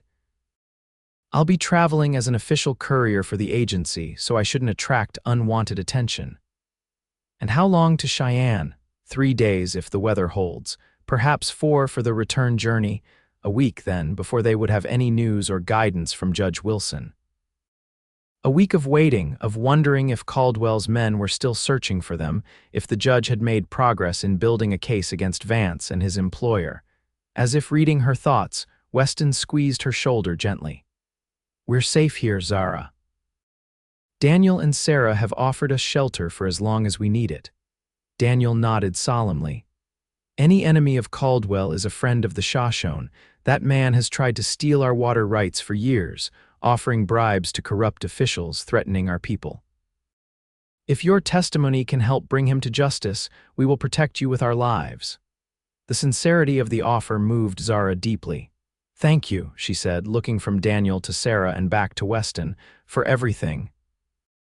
That evening, after a simple but satisfying meal, Zara sat outside Daniel's cabin, watching the sunset paint the western sky in brilliant hues of orange and pink. Emma had fallen asleep inside, watched over by Sarah, who had taken an immediate liking to the baby. Footsteps alerted Zara to Weston's approach. He carried 2 cups of coffee, offering one to her as he settled beside her on the rough-hewn bench. "Penny for your thoughts," he said quietly. Zara sipped the strong, black coffee before answering. "I was thinking about how much has changed in such a short time. 3 weeks ago, I was a farmer's wife, living a simple life on our homestead. Now you're a key witness in what could be the biggest criminal case in Wyoming Territory's history," Weston finished for her. "With a price on your head, hiding on an Indian reservation." Despite the gravity of the situation, Zara found herself smiling. "When you put it that way, it sounds like one of those dime novels." Weston chuckled, the sound warming Zara more than the coffee. "Life has a way of being stranger than fiction sometimes." They sat in companionable silence for a while, watching as the first stars appeared in the darkening sky. Finally, Weston spoke again, his voice different, more hesitant than Zara had ever heard it.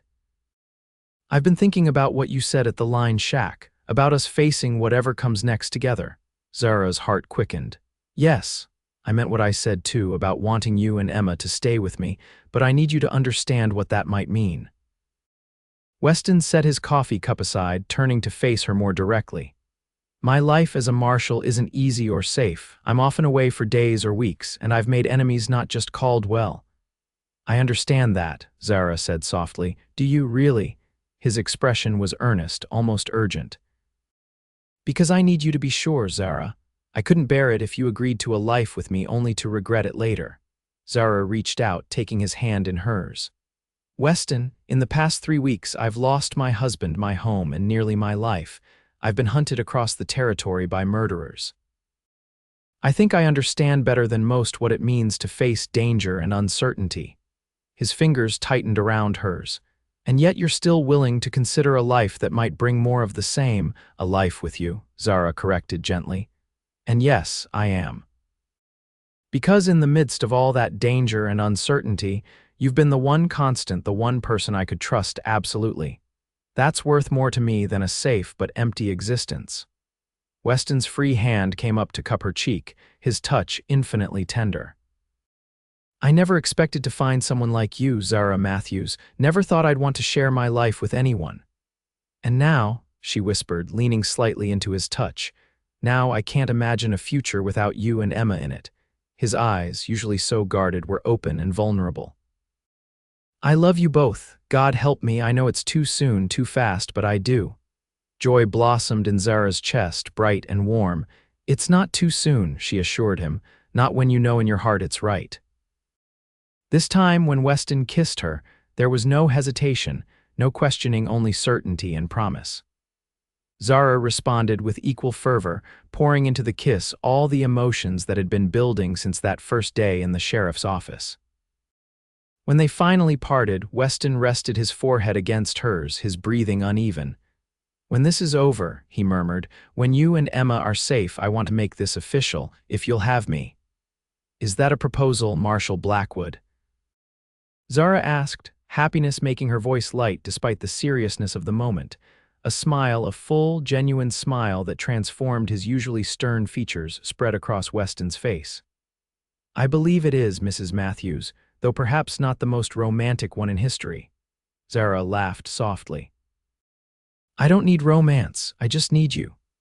From the doorway of the cabin, Sarah watched the couple with a knowing smile before quietly retreating inside, leaving them to their private moment of connection under the vast Wyoming sky. The days of waiting for Thomas's return passed more peacefully than Zara could have imagined. Life on the reservation had a rhythm of its own, quieter, more attuned to nature than the bustling towns or isolated homesteads she had known before. Daniel and Sarah welcomed them completely into their home and daily routines. Weston helped Daniel with repairs to the cabin and tending to the small herd of horses the Shoshone man raised. Zara assisted Sarah with cooking and other domestic tasks, learning Shoshone recipes and childcare traditions that the older woman was eager to share. Emma thrived in this environment, delighting in the attention of their hosts and growing more animated each day. Her first tooth began to emerge, causing some fussy nights but also marking a milestone that Zara was grateful to be able to celebrate, however quietly. On the 5th day of their stay, Daniel took Weston hunting, leaving Zara and Emma with Sarah. As the women worked together preparing hides for tanning, a skill Sarah insisted would be useful for Zara to learn, their conversation turned to the future. Your marshal cares deeply for you, Sarah observed, her hands never pausing in their skilled work. Zara smiled, still warming to the idea of Weston as her marshal. Yes, he does, and I for him. You will marry when this danger has passed. Yes, Zara admitted, feeling a blush rise to her cheeks. Though we haven't spoken of when or where, Sarah nodded approvingly. A child needs a father. And a woman needs a partner who respects her strength. She glanced at Zara with knowing eyes. He sees your strength, that is good. The simple wisdom of Sarah's words touched Zara deeply. Thank you for seeing that and for everything you've done for us. It is the Shoshone way to offer shelter to those in need, Sarah replied matter-of-factly, and to stand against those who would steal what belongs to others, as Caldwell has tried to do. Their conversation was interrupted by the sound of approaching horses. Both women tensed, but Sarah, peering through the cabin window, soon relaxed. It is Thomas, she announced, and he is not alone. Zara joined her at the window, her heart leaping at the sight of Thomas Parker riding toward the cabin, accompanied by a familiar figure, Judge Wilson himself. Judge Wilson, Zara gasped. Why would he come in person? We will soon know, Sarah said pragmatically, already moving to prepare refreshments for the unexpected visitor. Zara hurried outside to greet the arrivals, Emma in her arms. Thomas dismounted first, followed more stiffly by the judge, who looked weary from the long journey. Mrs. Matthews, Wilson said warmly, removing his hat. It does my heart good to see you and the little one safe and well. Judge Wilson, I never expected, Zara began, but was interrupted by the judge's raised hand. News of this importance couldn't be trusted to a letter, he explained, and I needed to speak with you and Blackwood directly. He glanced around. Where is the marshal? Hunting with Daniel, Zara replied. They should return soon. Please come inside. You must be exhausted from your journey. Inside the cabin, Sarah had already prepared coffee and set out fresh bread. Judge Wilson accepted both gratefully, settling himself at the table with a sigh of relief. Thomas tells me you've been well cared for here, he observed, smiling as Emma reached curiously for his watch chain. Daniel and Sarah have been incredibly generous, Zara confirmed. We couldn't have found a safer haven. The judge nodded, his expression turning more serious. You'll be glad to know your testimony has borne fruit, Mrs. Matthews. The grand jury has issued indictments against Silas Vance and 3 of his men for the murder of your husband and the destruction of your property. Relief washed over Zara. And Caldwell, Wilson's expression clouded slightly. That's more complicated. We have circumstantial evidence linking him to Vance, but nothing concrete enough for an indictment. Yet. So he remains free to send men after us, Zara concluded, her momentary elation fading. I'm afraid so, which brings me to the reason for my visit. The judge set down his coffee cup. The territorial governor has arranged protection for you until the trial, a safe house in Laramie, guarded by trusted men. I've come to escort you there myself. The thought of leaving the reservation, of facing the outside world again, with all its dangers, sent a chill through Zara. Yet she knew they couldn't impose on Daniel and Sarah's hospitality indefinitely, and a safe house with official protection sounded far more secure than continuing to run and hide. When would we leave? She asked. Tomorrow, if possible, Wilson replied. The sooner we get you to Laramie, the better. The cabin door opened and Weston entered, followed by Daniel. Both men carried several rabbits, the fruits of their hunting expedition. Weston stopped short at the sight of Judge Wilson at the table. Sam, what are you doing here? Judge Wilson rose, extending his hand to Weston. Bringing news and a plan, old friend. Good news, mostly. While Daniel took the rabbits to be prepared for the evening meal, Weston joined them at the table, listening intently as the judge repeated his information about the indictments and the arrangements for a safe house. Laramie, Weston mused when Wilson had finished. That's a good choice. Far enough from Cheyenne to be off Caldwell's radar, but close enough to bring Zara to testify when the trial begins. Exactly, Wilson agreed. And I've personally vetted the men who will be guarding the house, former Army officers, all with impeccable records. Weston glanced at Zara, concern evident in his eyes. What do you think? Are you ready to leave here? The question carried weight beyond the immediate decision about the safe house. It was also asking if she was ready to move forward with their plans, to begin building the life together they had spoken of. "Yes," Zara said firmly. "I'm ready." That evening, after Emma had been put to bed and the adults gathered around Daniel's fire, plans were made for the journey to Laramie. They would travel in Judge Wilson's carriage, which offered more comfort for Zara and Emma than horseback, as well as some protection from prying eyes. Weston and Thomas would ride alongside as guards. "It's about a 3-day journey," Wilson explained. "We'll avoid the main roads where possible, stay at prearranged locations each night." "And once we reach Laramie?" Zara asked. "The safe house is on the outskirts of town, a former military officer's residence, now owned by the territorial government. It's comfortable, secluded, and easily defended." "How long will we need to stay there?" Weston asked the question that had been on Zara's mind as well. Wilson sighed. "That depends on how quickly the trial can be arranged. With the indictments issued, it could be as soon as a month or as long as 3 months. 3 months of waiting, of living under guard, of looking over their shoulders. It seemed an eternity to Zara, who had already endured so much disruption and uncertainty. As if sensing her dismay, Weston reached for her hand, squeezing it reassuringly. "We'll make it work," he said softly. "Together." Daniel, who had been listening quietly to the discussion, spoke up. "The journey to Laramie passes near your burned cabin, does it not, Blackwood?" Weston nodded. "About 10 miles south. Why?" "Perhaps you should see what remains," Daniel suggested. "There might be things worth salvaging. And—" he exchanged a glance with his wife. "It would be good for you to make peace with what was lost before beginning your new path." The wisdom of the suggestion struck Zara. For Weston, the cabin had represented not just shelter but home, perhaps the only real home he had known as an adult. Its destruction by Vance's men was a wound that needed acknowledgement before healing could begin. "Daniel's right," she said, turning to Weston. "We should stop there if Judge Wilson agrees it's safe." Wilson considered for a moment, then nodded. "A brief stop shouldn't pose much risk. Vance's men have no reason to watch the ruins now they believe you both died in the fire." "Then it's settled," Weston said, his expression revealing both reluctance and determination.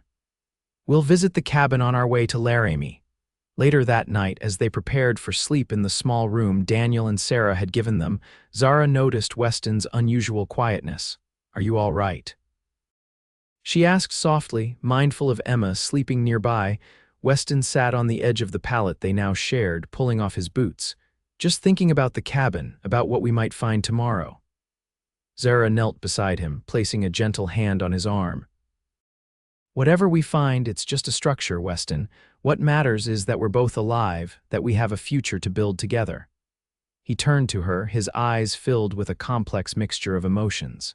"You're right, and yet, that cabin was the first place that ever truly felt like home to me. I built it with my own hands, every beam and board." "And you can build again," Zara assured him. "When this is over, when Caldwell and Vance have faced justice, we'll build a new home together, one big enough for all 3 of us and perhaps—" She hesitated, suddenly shy, "perhaps more children someday." Weston's expression softened and he drew her into his arms. "A family," he murmured against her hair. "Our family." "Yes," Zara whispered, feeling the solid strength of him against her, the promise of a future neither of them had imagined just weeks before. "Our family." That night they slept in each other's arms, finding comfort in their connection even as they prepared for the uncertainties that lay ahead. The journey began at dawn the following day. After heartfelt farewells to Daniel and Sarah, who had become true friends in such a short time, they set out in Judge Wilson's carriage. Emma, fascinated by the new mode of transportation, was content to watch the passing scenery from Zara's lap. They traveled steadily through the morning, making good time on the relatively smooth terrain. By early afternoon, they had reached the vicinity of Weston's cabin. As they left the main trail and headed cross-country toward the site, a somber mood descended over the group. The devastation, when they reached it, was even worse than Zara had feared. Where the sturdy cabin had stood just days before, only a blackened shell remained: charred timbers, collapsed walls, the stone chimney standing alone like a sentinel over the ruins. Weston dismounted slowly, his face a mask of controlled emotion as he surveyed the destruction of his home. Zara handed Emma to Judge Wilson, who remained in the carriage, and went to join Weston among the ruins. "I'm so sorry," she said softly, taking his hand. He squeezed her fingers but said nothing, his eyes moving methodically over the site, assessing what had been lost, what might be salvaged. After a moment, he moved toward the remains of the chimney, where the collapse of the roof had created a protective barrier over a portion of the main room. Carefully navigating the charred debris, Weston reached into a partially protected corner and retrieved something: a small wooden box, scorched but intact. He opened it with reverent care, revealing a pocket watch, a few letters, and a small daguerreotype of a young woman holding a baby. "My sister," he explained, showing the image to Zara. "And my nephew when he was born. I thought these were lost." The relief in his voice touched Zara deeply. These few mementos, saved from the destruction, represented a connection to his past, to the family that had shaped him. As they continued to search through the ruins, they found a few other items that had survived the fire: a cast iron skillet, some tools from the shed that had been partially spared, the small wooden horse Zara had discovered in the chest during her first days at the cabin. "Emma will be able to play with this someday," Weston said, brushing ash from the toy's carved surface, "when she's older." The simple statement, with its assumption of a shared future, brought tears to Zara's eyes. "Yes, she will," she agreed, her voice thick with emotion. Their salvage complete, they returned to the carriage where Judge Wilson waited patiently with Emma. As they prepared to resume their journey, Weston paused for one last look at the ruins of his cabin. "We'll rebuild," he said quietly, more to himself than to Zara. "Someday." "Yes," she agreed, taking his hand. "We will." With that promise between them, they continued on toward Laramie and the uncertain future that awaited them there. The safe house in Laramie proved to be exactly as Judge Wilson had described: a comfortable, two-story residence on the outskirts of town, surrounded by a high fence and guarded by 4 former Army officers who rotated shifts to ensure continuous protection. For Zara, who had spent the past month either fleeing for her life or hiding in temporary shelters, the stability of the house was both a relief and an adjustment. After so long living in constant vigilance, the routine of normal domestic life seemed almost surreal. Weston, too, struggled with the enforced inactivity. As a marshal accustomed to constant movement and purpose, being confined to the safe house and its small garden chafed at him. He took to pacing the perimeter of the property, checking and rechecking the security measures, much to the bemusement of the professional guards. Judge Wilson, who had returned to Cheyenne after seeing them safely installed in the house, sent regular updates on the progress of the case. The trial of Silas Vance and his men had been set for 6 weeks hence, longer than they had hoped, but sooner than they had feared. More encouraging was the news that the investigation into Jeremiah Caldwell's involvement was gathering momentum. A clerk from Caldwell's office had come forward with evidence of payments to Vance, and other homesteaders who had been threatened had begun to speak out, emboldened by the indictments already issued. "It's all coming together," Weston told Zara one evening as they sat in the garden, watching Emma play on a blanket at their feet.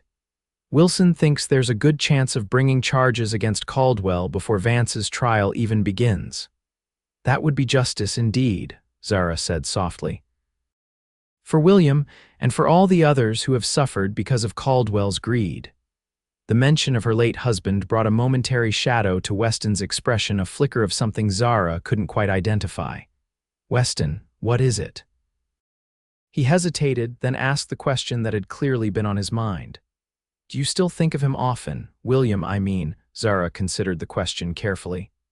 "I think of what happened to him, the injustice of it, the waste of a good man's life, but do I dwell on memories of our life together?"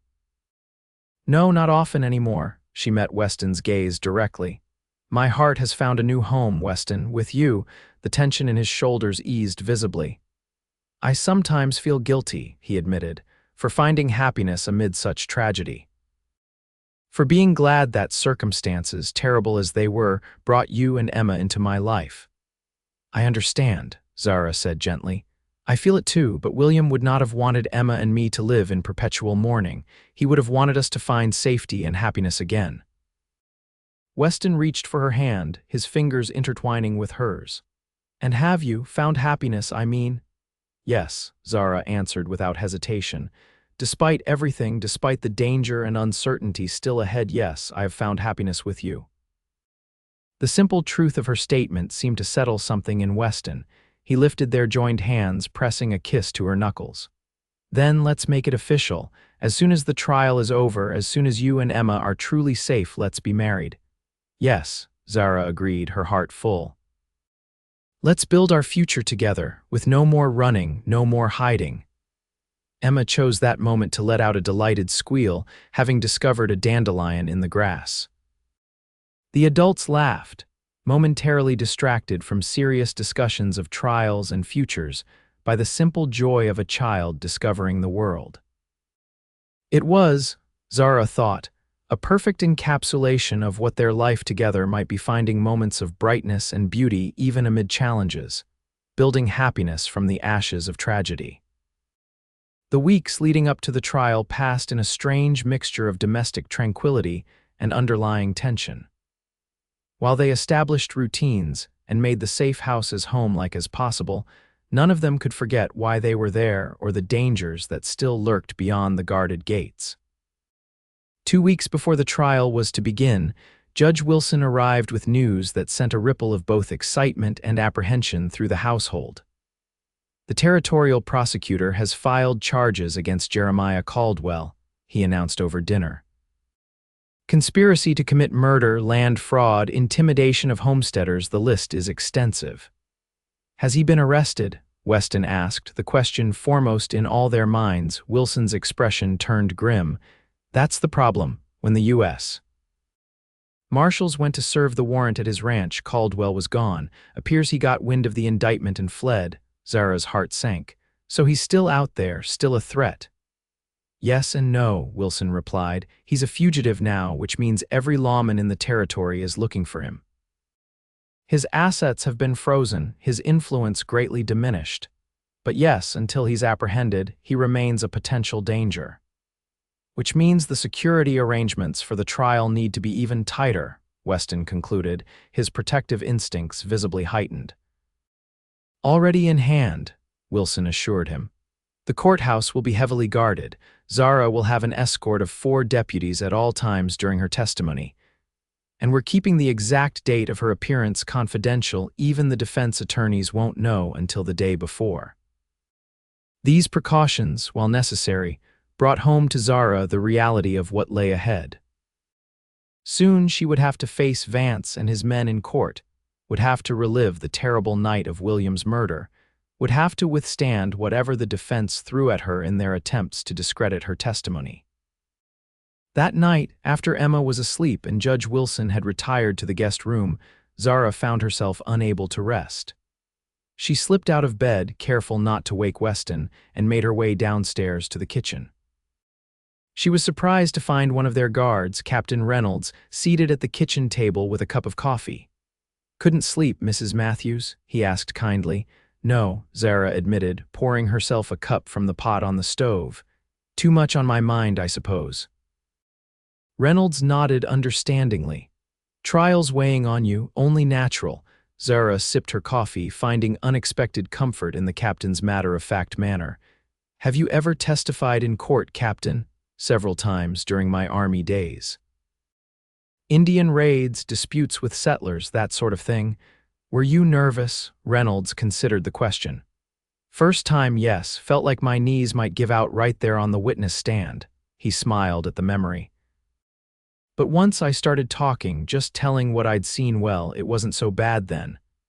"That's what I'm trying to tell myself," Zara said, "that I just need to speak the truth simply and clearly." "That's all anyone can ask of you," Reynolds agreed. "And from what I hear, you've got plenty of courage, Mrs. Matthews, Escaping those killers with your baby, traveling all that way to find help takes a special kind of strength." His words, delivered with such straightforward conviction, bolstered Zara's confidence. "Thank you, Captain. I needed to hear that tonight." "Just speaking the truth, madam." Reynolds drained his coffee cup and stood. "Better try to get some rest. Morning comes early around here." As Zara returned to bed, she found Weston awake, watching for her. "Everything all right?" he asked softly. "Yes," she replied, settling beside him. "Just needed to clear my head. Captain Reynolds provided some unexpected wisdom." "Reynolds is a good man," Weston agreed, drawing her close. "One of the best. I handpicked him myself for this assignment."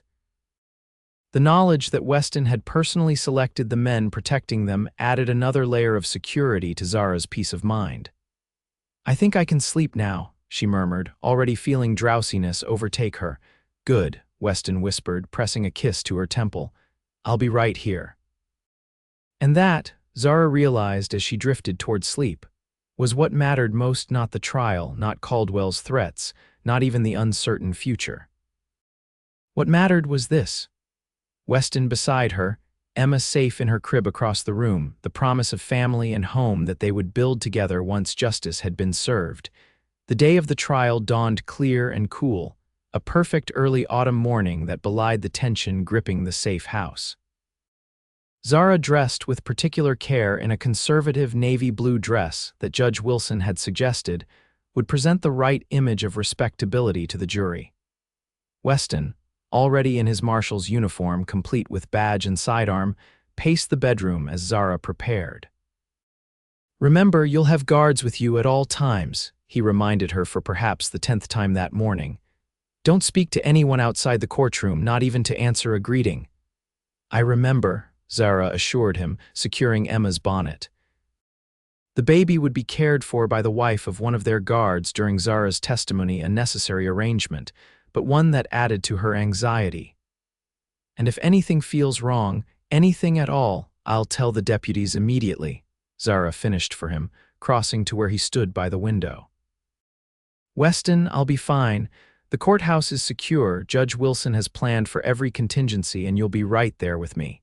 He nodded, though the worry didn't leave his eyes. "I just wish Caldwell had been caught, knowing he's still out there somewhere." "He's a fugitive with no resources," Zara reminded him, echoing Wilson's reassurances. "And his men, the ones who pose the real danger, will be in that courtroom facing justice." The journey to the courthouse was conducted with military precision.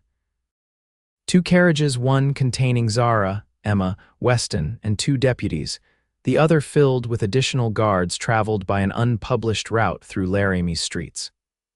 The courthouse itself was ringed with lawmen, and additional security checked each person entering the building. In a small room adjacent to the courtroom, Zara reluctantly handed Emma to Mrs. Reynolds, who had agreed to watch the baby during the proceedings. "She'll be fine," the kind woman assured Zara. "I raised 4 of my own, and Captain Reynolds will be right outside the door the whole time." With a final kiss to Emma's forehead, Zara turned to face the task ahead. Judge Wilson, resplendent in his judicial robes, met them at the door to the courtroom. "Ready, Mrs. Matthews?" he asked gently. Zara squared her shoulders. "Ready, Your Honor." The courtroom fell silent as Zara entered, all eyes turning to the young widow whose testimony was central to the case against Silas Vance and his men. From his position at the prosecutor's table, the territorial attorney gave her an encouraging nod. And there, at the defense table, sat the men who had destroyed her life: Silas Vance with his distinctive scarred cheek, Ned Harker of the snake buckle, Tom Leary, and 2 others she recognized from that terrible night. They stared at her with expressions ranging from cold hatred to nervous apprehension. Zara kept her eyes forward as she was escorted to the witness stand, focusing on Weston's steady presence in the first row of the gallery. The oath was administered, and the questioning began. With remarkable clarity and composure, Zara recounted the events of the night William was murdered. She described the men who had come to their homestead, the unprovoked shooting of her husband, her escape with Emma through the root cellar, and the subsequent burning of their home. When asked to identify the perpetrators, She pointed without hesitation to each of the defendants, explaining how she recognized them. The defense attorney, a slick, well-dressed man from Cheyenne, did his best to shake her testimony during cross-examination. He questioned her ability to identify the men in the darkness, suggested she might have been confused by the trauma, even implied that William might have provoked the attack in some way. Through it all, Zara remained steady, answering truthfully and calmly, refusing to be rattled. When the attorney tried to suggest that she had invented the story to gain sympathy and financial support, her response was dignified but firm. "Sir, I watched my husband die. I carried my infant daughter through miles of wilderness with nothing but the clothes on our backs. I have lived in fear for weeks, knowing the men who murdered William were still free.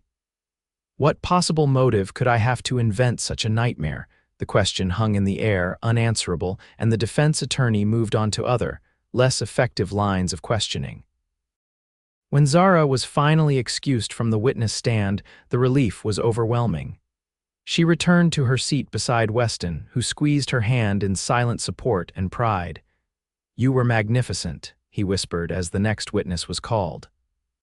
The trial continued for 3 more days, with additional witnesses corroborating parts of Zara's story: a trapper who had seen riders matching the description of Vance, and his men near the Matthews homestead on the night in question, a store owner who testified about selling supplies to the gang, and most damaging of all, a former associate of Vance who had turned state's evidence in exchange for leniency, confirming that Caldwell had ordered the attack. On the 4th day, the jury returned their verdict: guilty on all counts for all 5 defendants. Judge Wilson, presiding with solemn authority, sentenced Vance and his men to hang for the murder of William Matthews and for other crimes committed during their reign of terror across the territory. As the convicted men were led from the courtroom, Vance turned to glare at Zara with undisguised hatred. "Caldwell will find you," he spat. "You'll never be safe." The deputies quickly hustled him away, but his words lingered in the air like poison. Weston's arm tightened protectively around Zara's shoulders as they left the courthouse through a private exit, Emma once again safely in her mother's arms. "Don't let him frighten you," Weston said as they settled into the carriage for the return journey to the safe house. "Vance is finished. And Caldwell will be caught. It's only a matter of time." Zara nodded, though she couldn't quite shake the chill that Vance's threat had sent through her. "What happens now?" she asked, focusing on the practical next steps rather than dwelling on fear. "Now we wait a little longer," Weston replied. "Until Caldwell is apprehended, then we can truly begin our life together." That evening, a small celebration was held at the safe house. Judge Wilson, the territorial prosecutor, and the guards who had protected them all raised glasses in a toast to justice served and to Zara's courage in seeing the case through. "To Mrs. Matthews," Judge Wilson proclaimed, "whose testimony has rid the territory of some of its most dangerous criminals and given hope to other homesteaders who have suffered similar intimidation." "And to Marshal Blackwood," added the prosecutor, whose determination to see justice done led him to believe Mrs. Matthews when others dismissed her. Amid the congratulations and relief, Weston pulled Zara aside to a quiet corner of the parlor. From his pocket, he produced a small velvet box. "I know we've already agreed to marry," he said softly, "but I wanted to do this properly." He opened the box to reveal a simple but elegant gold ring set with a small diamond. "It was my mother's. I had Judge Wilson retrieve it from my bank vault in Cheyenne." Tears welled in Zara's eyes as Weston took her hand. "Zara Matthews, will you do me the honor of becoming my wife? Of allowing me to be a father to Emma and perhaps to other children we might be blessed with? Of building a life together, whatever challenges may come?" "Yes," Zara whispered, her heart too full for more elaborate words. "With all my heart, yes." Weston slipped the ring onto her finger, then sealed their engagement with a kiss that promised a lifetime of love and protection.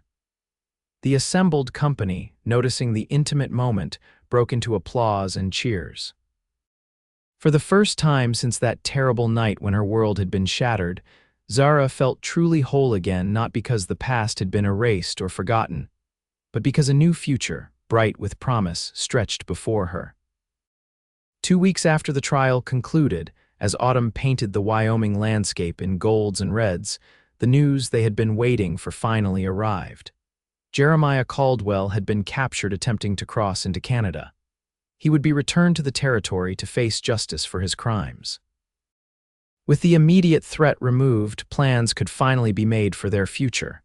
The safe house, which had been their home for nearly 2 months, would no longer be needed. "Where will we go?" Zara asked as they packed their belongings. Emma, now crawling with determination, attempted to help by emptying a basket of folded clothes as quickly as Zara could fill it. "I've been thinking about that," Weston replied, catching Emma before she could topple a stack of books. "What would you say to building a new home on my land? The cabin site has good water, good soil. It could be a fine place to raise a family." The thought of returning to the place where they had first begun to know each other, of building something new from the ashes of what had been destroyed, appealed deeply to Zara. "I'd like that very much." "It would mean living simply for a while," Weston cautioned. "A tent at first while we build. Winter's coming, so we'd need to work quickly." "I'm not afraid of hard work," Zara assured him, "and I'd rather be in a tent with you than a palace with anyone else." Their wedding took place the following week in the small church in Silver Creek, the very town where Zara had first stumbled into the sheriff's office seeking help, only to be dismissed and mocked until Weston stepped forward. The ceremony was simple but meaningful, attended by Judge Wilson and his wife, Daniel and Sarah, who had traveled from the reservation, and a few of Weston's colleagues from the Marshal Service. Sheriff Bolton, perhaps feeling some belated remorse for his earlier treatment of Zara, offered awkward congratulations afterward. "You got yourself a good man there, Mrs. Blackwood," he said, using her new name with pointed emphasis. "One of the best." "I know," Zara replied simply, holding Emma on one hip while her other hand rested in the crook of Weston's arm. "I'm very fortunate." As they prepared to leave the church, Weston surprised her with one final wedding gift, the deed to her former homestead, which he had quietly purchased at auction after it was seized for unpaid taxes. "The land is still there," he explained as Zara stared at the document in amazement. "The water rights that cost William his life are now legally yours again. We can't bring him back, but we can ensure that what he valued is preserved and protected." Tears filled Zara's eyes at this tangible proof of Weston's understanding and respect for the life she had lived before meeting him. "Thank you," she whispered. "This means more than I can say." "I thought perhaps someday we might build a memorial there," Weston continued. "Something simple to honor William's memory. Would you like that?" "Yes," Zara nodded, deeply moved by his thoughtfulness. "I would like that very much." Their new beginning was not without challenges. As Weston had predicted, they lived in a tent while their new cabin took shape larger and sturdier than the original, with room for their growing family. The work was hard, the weather sometimes uncooperative, but they faced each obstacle together, finding strength in their partnership and joy in watching Emma thrive in her new surroundings. By the time snow began to dust the Wyoming hills, the cabin was enclosed enough to move inside, though many finishing touches remained to be completed over the winter months. On Christmas Eve, as they sat before their new fireplace, Emma asleep in the cradle Weston had crafted for her, Zara felt a contentment she had once thought would never be hers again. "Happy?" Weston asked, noticing her peaceful expression. "Very," she replied, leaning against his shoulder. "And grateful, for you, for Emma, for this home we're building together. For second chances," Weston added softly. "For the day you walked into that sheriff's office and I knew I couldn't let you face your troubles alone." Zara smiled at the memory, so painful at the time, now transformed into the first chapter of their love story. "The sheriff laughed when I asked for help," she recalled, "until the cowboy said I'll take her and the child too. Best decision I ever made," Weston murmured, drawing her closer. As the fire crackled and snow fell gently outside their windows, Zara silently agreed. From tragedy had come an unexpected blessing, a love strong enough to overcome danger and loss, to build a new life from the ashes of the old. to transform a solitary marshal and a widowed mother into a family bound by love and strengthened by the challenges they had faced together. And in the years that followed, as their family grew with the addition of 2 sons, as their ranch prospered, as Emma blossomed into a spirited young woman with her mother's courage and her adoptive father's sense of justice, Zara and Weston never forgot how their story began, or how close they had come to never finding each other at all. Each anniversary, they would visit the simple stone marker they had placed on Zara's former homestead, paying respect to William's memory while celebrating the love they had found in the aftermath of loss. And each time, Zara would say a silent thank you to the sheriff, whose cruel laughter had inadvertently led her to the man who would become her true partner in life. For in the wild and often harsh Wyoming territory of 1876, Zara Matthews had found not only justice for her murdered husband, but also a second chance at love and family with Marshal Weston Blackwood, the man who had seen her courage and her worth when others saw only a desperate woman with a tragic tale.